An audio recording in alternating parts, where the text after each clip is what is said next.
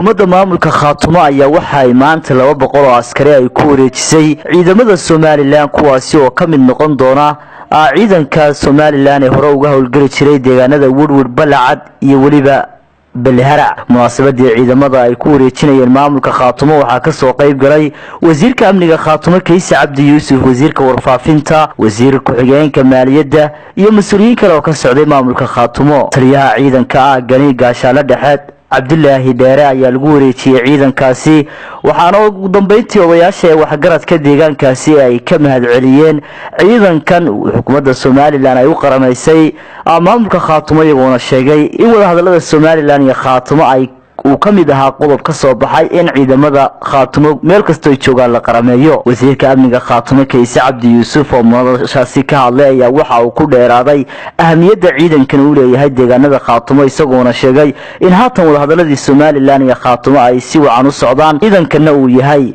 bilowga heshiisyada fulay. arrinta aan maanta isugu nimi ee inteennanina kulmisay ee aynu taariikhda ku suntannahay waa heshiiskii Caynaba ka dhacay 20 Noofembar 20 Oktoobar.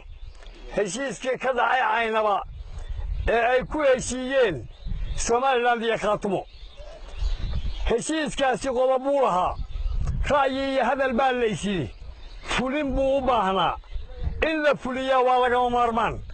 marka uu heshiis fulayo ee dhaqan galayana waa maanta oo kale maaha. macnuhu waxa weeye maanta lama heshiin, horaa loo heshiiyey, meelo badan buu soo maray, dibad iyo gudaba leh.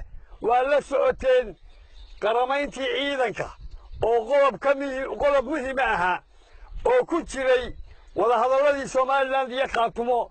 ciidankii koowaad ee Khaatumo ee aanu ku wareejino ciidanka qaranka Soomaaliland, annagu wasiir ahaan iyo Khaatumo ahaan aanu wareejinayna munaasabadiisii baynu maanta isugu nimi.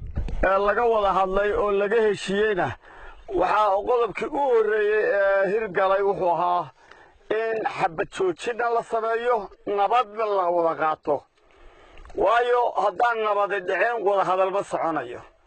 haddaan nabad dhicin oo dagaal lagu jiro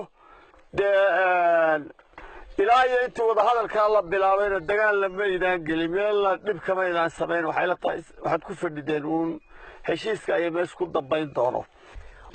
waxaan aad iyo aad uga mahadnaqayaa halkan dowladdii hore maxamed Sinaayo oo iyadu wada hadalkan bilowday iyo wasiiradii ugu dadaalka badnaa ee Maxamed Xaashi uu ka mid ahaa. waxaan u mahadnaqayaa guddidii wadajirka ahayd ee laba geesoodka ahayd oo Soomaaliland iyo Khaatumo iyagu runtii dulqaad iyo siyaasad iyo xirfad aqoonaysan ku shaqaynayay, heerkaana maanta soo gaadhsiiyey. heerka labadii ciidan aynu isku dhafaynay shalay xabadda iskula hor jeeday oo maanta la rabo inay isku tababar galaan, isku xeedho wax ku wada cunaan, isku shaqo wada qabtaan. yacni aad baan uga mahadnaqayaa. waxaan u mahadnaqayaa shacabka reer Khaatumo iyo kan Soomaaliland oo labaduba lagu gacan siinayeen heshiiska iyo nabadda. waxaan si gaar mahad ugu naqayaa meelihii gudaha, meelaha shirka uu ka dhacayay, magaaladan Balacad oo ahayd lafdhabarta ama meelaha ugu tunka rood Khaatumo saldhigyadeeda. aad iyo aad baan shacabka reer Balacad ugu mahadnaqayaa. shacabka Caynaba oo gogashii u horeysay iyo gogashii u dambeysay iyagu lahaa waa u mahadnaqaynaa. waxaan kugu wareejinayaa 200 oo askari iyo 7 baabuur oo 5 baabuur oo tigirka oo kuwaasa iyo gaariga xamuulka booyadii biyaha oo halka taalaad aragtaa gaariga daba taagan yahay. intaasaan kugu wareejinayaa laga bilaabo saacadda aan taaganahay iyo bisha oo maanta 13 soo maaha. bisha ninkaasaad kala xidhiidhaysaan taliyihiinni. raalli ma ku tihiin? raalli gacantaaga. raalli ma ku tihiin? ciidanka qaranka Soomaaliland soo kama mid tihiin. saacadda laga bilaabo waxaad tihiin ciidanka qaranka. askari kastaana wuxuu leeyahay xuquuqda ciidanka qaranku leeyahay. waajibkaad leedihiin baa idinna laydinka rabaa ee ciidannimo kaasaa laydinka doonayaa haddii ilaahay garto anigoo ku hadlaya afka degmada deegaanka Ballicad iyo nawaaxigeeda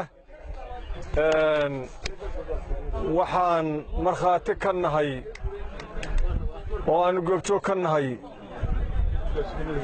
oo aan maanta hortayada aan ku cadaynaynaa xil wareejintii ciidankii qaranka ee ciidankii Khaatumo oo lagu wareejiyay taliyihii ciidanka Warwid gaashaanle dhexe Cabdilaahi Maxamuud Degaweyne aad iyo aad baan u soo dhawaynaynaa ciidankan iyo nabadayntan iyo ciidankan la wareejinayo Somaliland oo la qaramaynayo aad iyo aad baan u soo dhawaynaynaa waana ku faraxsanahay degmada Ballicad hadaanu nahay waxaanu nahay meeshii u shisheysay Sakariya Maxamed Ciise Wadani wararka telefishinka Somali News degmada Ballicad.